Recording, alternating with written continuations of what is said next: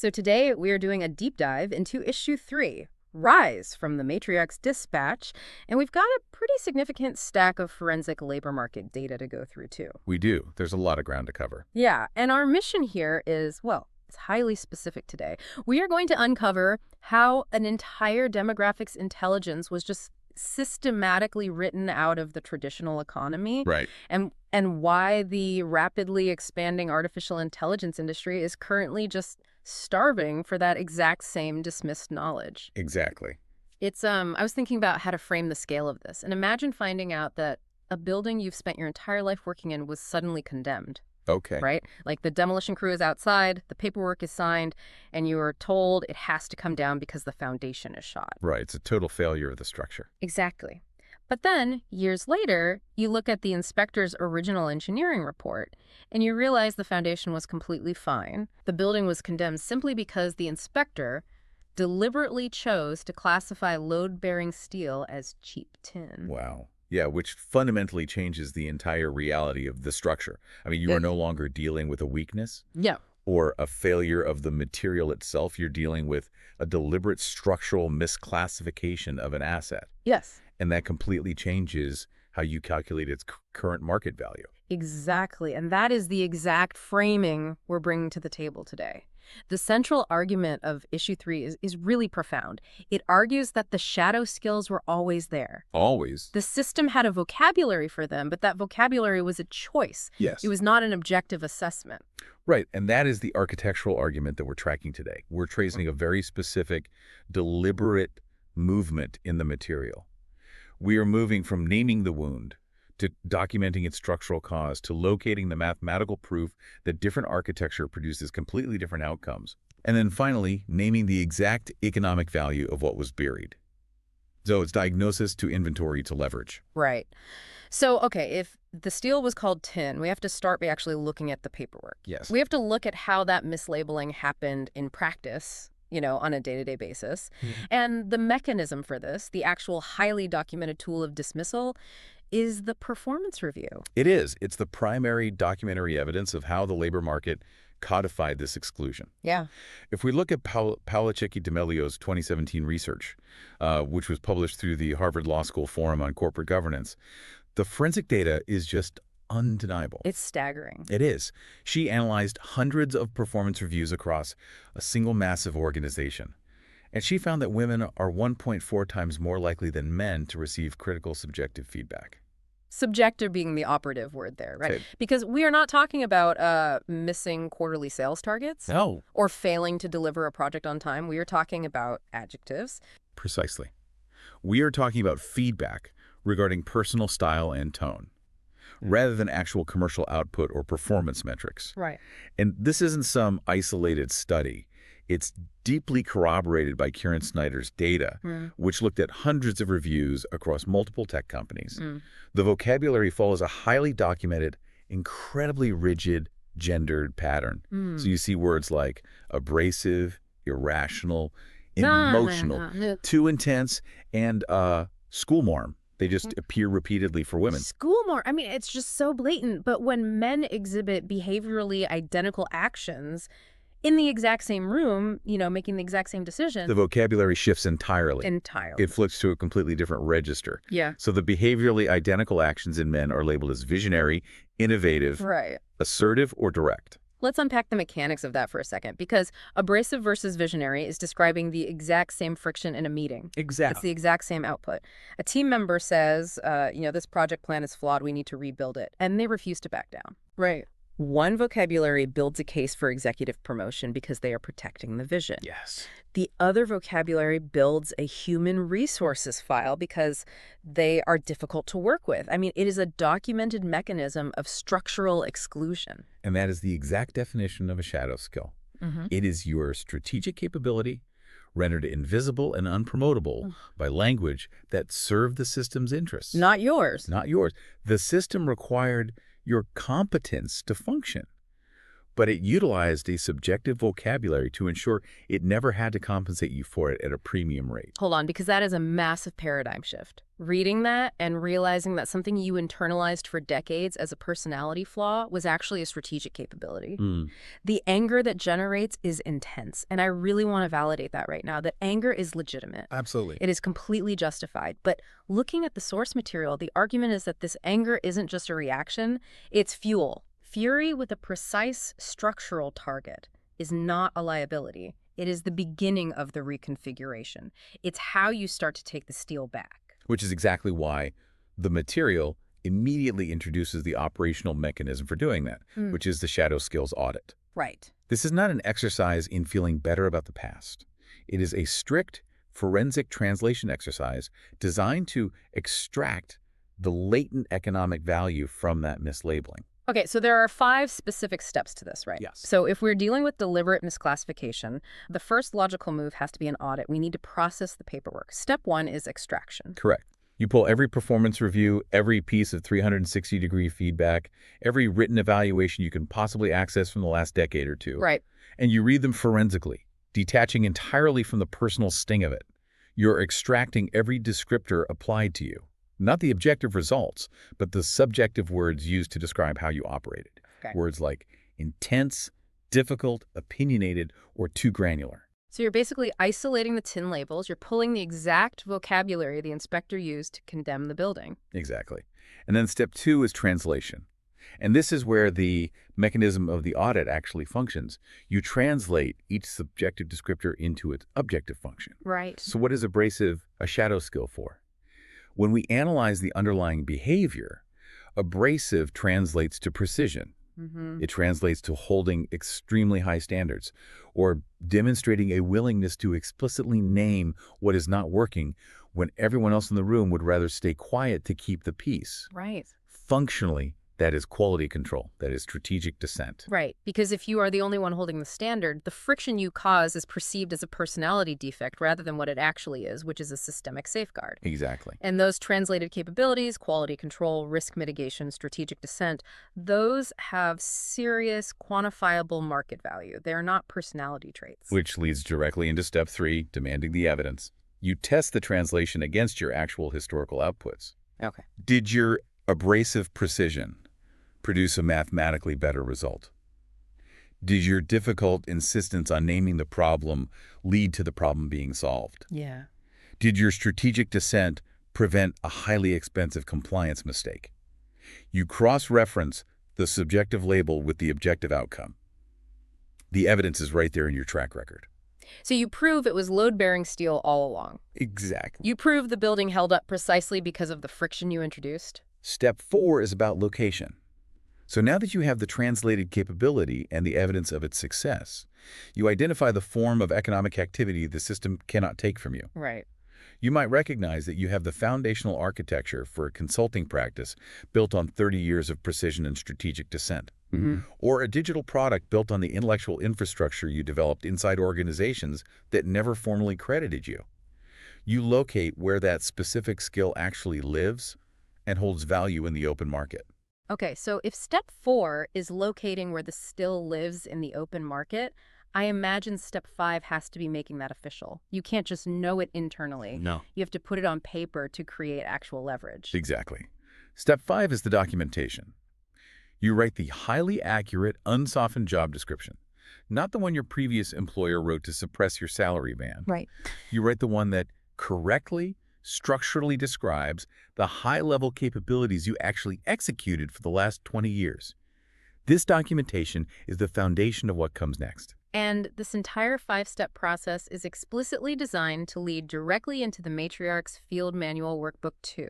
That is the destination for this specific translation work. Yes. But let's look at the scale of this for a second. Yeah. Because I understand how one manager repeatedly calling a woman abrasive stalls her individual career. But how do we get from subjective adjectives on a performance review to a full-blown macroeconomic crisis? Right. Like, how do words in a file translate into an entire demographic just vanishing from the workforce at the peak of their competence? Because the vocabulary ultimately dictates the architecture.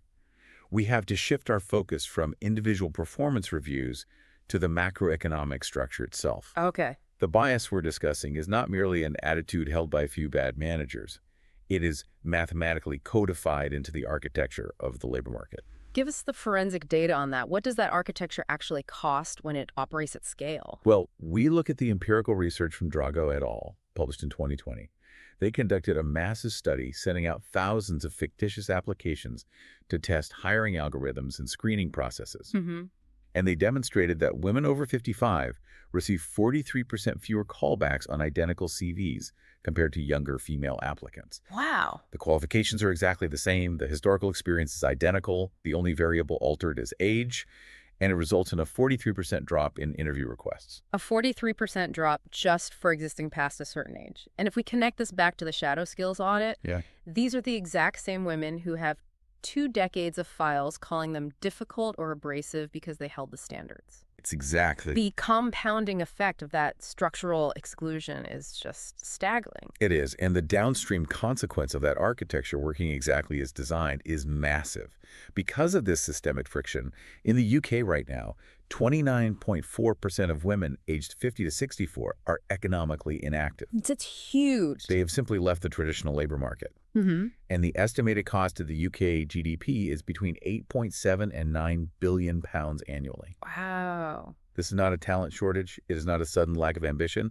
This is the architecture operating with ruthless efficiency. Okay, so that is the structural cause. That is the condemned building working as designed. But the material also points to mathematical proof that a different architecture produces completely different outcomes. Like, it doesn't have to be this way. No, it doesn't. We look at the Iceland proof. Iceland fundamentally changed their macroeconomic architecture, and they have the longitudinal data to show what happens when you do. In 2000, they introduced shared parental leave, offering 9 months split equally between parents on a strict use-it-or-lose-it basis. And then in 2018, they introduced radical equal pay certification legislation. Okay, let's drill into the mechanics of that 2018 legislation, because we hear about equal pay initiatives all the time. We do. But they usually amount to corporate pledges or internal surveys. How does the Iceland model actually function? It functions as a legal mandate. Employers with more than 25 people must be independently externally certified as paying men and women equally for jobs of equal value. Okay. It is an audit of their actual payroll data. Non-compliance is a legal offense resulting in daily compounding fines. It's not a reputational risk or a bad PR day. A legal offense with daily fines, that is a hard, unavoidable mechanism. Yes. And the result of that specific architecture? Women in Iceland aged 55 to 64 currently have a labor force participation rate of 74.4%. Wow. Compare that to the mass economic inactivity we see in systems that rely on voluntary compliance. Wait, let me push back on this for a second, because whenever we talk about the Nordic model, there is a very common counter-argument. Sure. Didn't Iceland's culture change first? Didn't they just have a more egalitarian society that naturally led to these policies being widely accepted by corporations? No. That is a fundamental misreading of the historical data. Oh, really? The architecture changed first. The structure dictates the outcome. The culture followed the legislation, not the other way around. Interesting. When you make wage discrimination a highly expensive legal offense, the corporate behavior changes overnight to protect the bottom line. The culture of equality is a byproduct of the structural enforcement. So the structure forces the behavior. You don't wait for the inspector to have a change of heart. You change the building code so he can no longer classify steel as tin. Exactly. And this proves that the architecture of exclusion can be rebuilt, which makes the impending 2027 compliance cliff an urgent, hard deadline for systemic shifts globally. We are looking at frameworks like the EU AI Act and the UK Equality Act, bringing expanded mandatory gender pay gap reporting, mandatory hormonal health provisions, and strict retention accountability for age and gender cohort attrition. So the system is being forced to change its architecture, which brings us directly to the concept of the convergence window.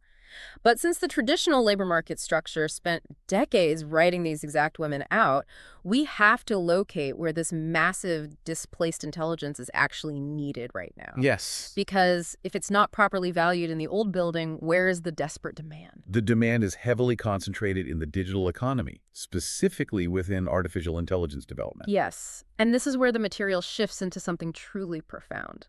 because we are looking at Abi Awamosu's concept of machine teaching. Mm-hmm. She points out that the attention mechanism powering modern AI, the actual mathematical process of weighted focus and contextual pattern recognition, it is not a brand new Silicon Valley invention. No, it's not. When engineers build an AI's attention mechanism, like the ones inside large language models, they're literally writing mathematical functions that tell the system what data to focus on and what to ignore in a chaotic, noisy environment. Right. It is contextual weighting. And Awamosu highlights that this is mathematically parallel to mother-infant attunement. Exactly. The engineers essentially encoded a 200,000-year-old human biological technology into silicon. They built the 13th version of it, but women built the first 12. It is a direct translation of biological and social intelligence into a computational framework. Exactly. But the traditional AI development framework just averages this out. It misses the nuance because the people building it lack the lived experience of the original technology. Yes. 30 years of high-level pattern recognition, care intelligence, the ability to filter a room full of noise to hear one specific frequency of need, holding multiple complex systems of dependency and tension without resolving them prematurely. That is exactly what the machine lacks and desperately needs to function safely and effectively in the real world. And here is the realization that changes everything. The very invisibility that made the labor market dismiss you at 52 is the exact quality that makes you a precise, indispensable observer of how the machine actually operates. Because you are not blinded by the system's own arrogant assumptions about itself. You don't assume the architecture is flawless because it never worked flawlessly for you. Right. You can see exactly what the room is missing because you were never allowed inside the room where the initial architectural decisions were made. Your structural exclusion gave you the precise analytical perspective the builders lack. The door isn't closing on you. It was never the right door to begin with. And we have a highly precise term for what the corporate structure loses when it ignores this specific intelligence. What is it? Abi Ellis coined the term wisdom poverty. It perfectly encapsulates the void left behind when organizations lose the deep knowledge of how the system actually works.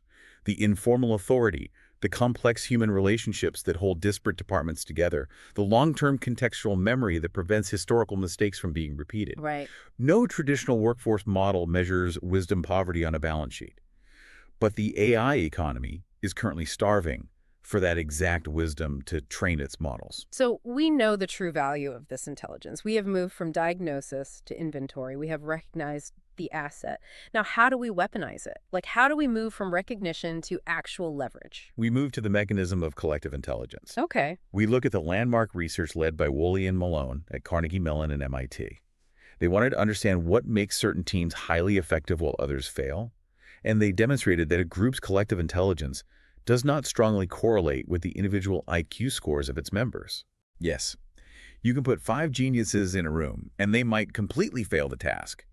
Instead, they found that collective intelligence rises significantly and predictably with the inclusion of more women. Why is that? I mean, what is the actual mechanism driving that rise in group IQ on paper? Because it can't just be magic. There has to be a functional reason. There is.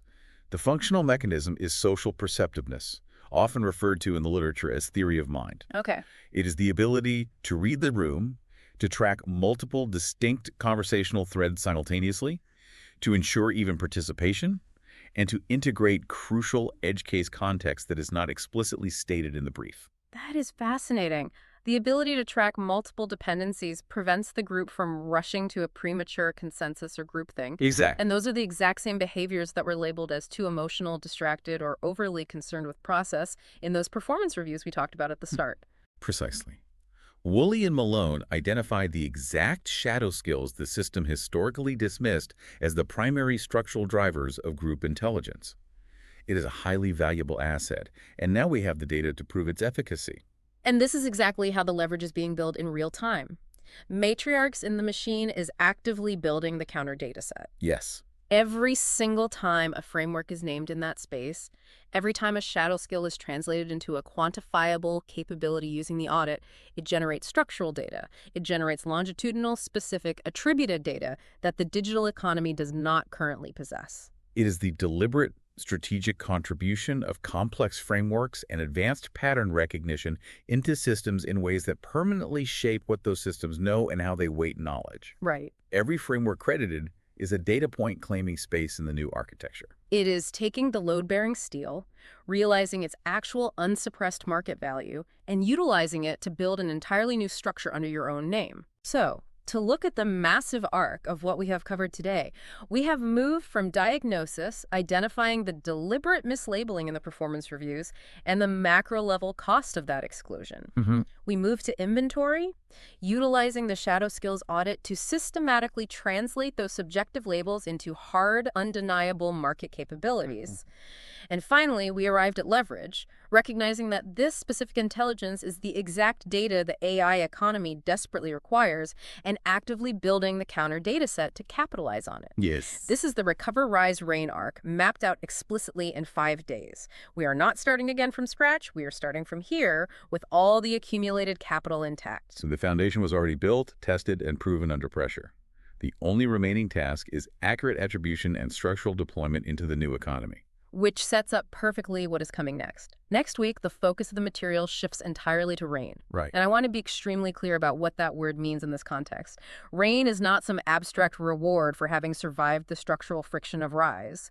No, it's not. It is a hard economic argument. Yeah. We are going to deeply examine what sovereign wealth actually looks like when it is no longer theoretical, but fully actualized. We're talking about building the economic architecture that fits the immense value of what you actually hold. The system stamped you as a liability, but what it left behind is the exact asset it now cannot afford to build without.